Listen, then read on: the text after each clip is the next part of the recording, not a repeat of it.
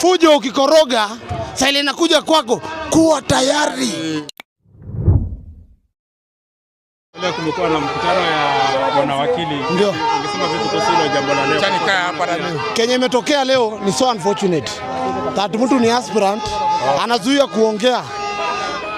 Katiba inaturuhusu freedom of speech. Bora mtu haja kutukana, haja kupiga, haja kupoke. Kila mtu yuko na haki ya kuongea mali yote. Hakuna mtu anafaa kukatazwa kuongea mali yote hii Kenya. Wacha bondeni, Kenya yote. So hii ni impunitive na wanaturudisha tu old era ya KANU na Moi. Moi ndio alikuwa anasemaga huwezi ongea hapa. Hiyo haiwezekani. Tunataka siasa usafi.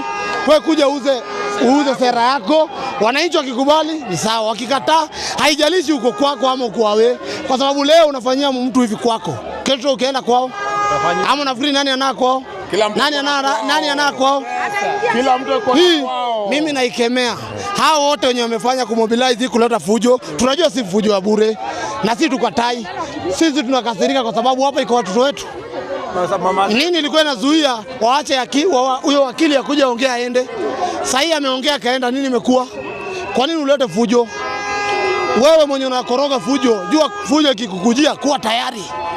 Fujo ukikoroga, sasa ile inakuja kwako, kuwa tayari.